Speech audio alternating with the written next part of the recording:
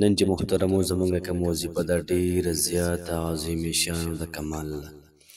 وظیفې نه به تا ته پته ولګي دا وظیفه څومره باکماله ده څومره ناشنا ده، ځکه چې داسې الفاظ پکې موجود دي، داسې الفاظ چې ستا چې څومره حاجتونه دي هغې طرف ته پکې اشاره ده، ستا چې څومره مشکلات دي هغې طرف ته پکې اشاره ده.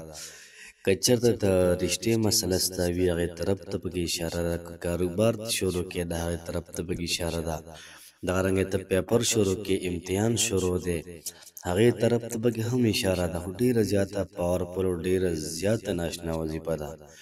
نو د ژوند معمولي سازه کوئ، کوشش وکئ دا وظیفه روزانه کوئ، انشاءالله العزیز انشاءالله د تاسو د هغې په مطلب باندې په معنا باندې په هر یو څیز پوه کوم نو تا ته پته ولګي چې واقعي دا وظیفه خو ډېره زیاته د کمال ده، واقعي دا وظیفه خو ډېره زیاته عظیم شانه وظیفه ده. نو هم راځئ نن دا وظیفه وکئ او خپل ژوند قسمت دا بدل کئ. بسم الله الرحمن الرحیم. شروع کوم د ډېر زیات بخښونکي او د ډېر زیات مهربانه رب په نوم باندې. زه ګواهي ورکوم د دې خبرې چې د الله پاک نه علاوه د عبادت لایق بل څوک نشته. نبي کریم صلی الله علیه و آله وسلم د الله پاک بنده او د الله پاک رسول دی. نن چې کومه زموږ وظیفه ده ډېره زیاته عظیم شانه ډېره زیاته پاورفل وظیفه ده.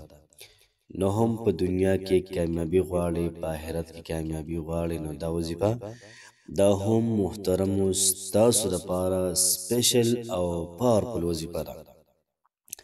وظیفې ترتیب د وظیفې طریقه کار مکمل تاسو ته په دې ویډیو کې میلاویږي. نو څومره چې ستاسو حاجتونه دي د هغې دپاره به سوال کولی شئ، څومره مشکلات دي د هغې طرف ته پکې اشارې محترمو دا شوي دي. تاسو په هغې باندې پوه کوم چې کوم ترتیب کوم طریقه کار سره دا وظیفه کوئ. تاسو به 2 رکعاته نفل وکئ. کله تاسو د 2 رکعاتو نفلو نه فارغه شوئ نو بیا به د هغې نه بعد تاسو دا وظیفه وکئ.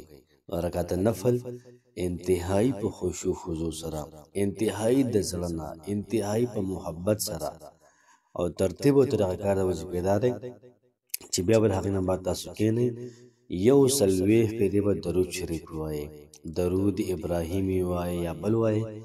ابراهیم ډېر زیات پاورفل دی. بیا د هغې نه بعد تاسو درود ابراهیمي وویلئ 140 پېرې، بیا به د هغې نه بعد 314 پېرې دا کلمات ووایئ: رب یسر ولا تعسر وتممه لنا بالخیر وبک نستعین.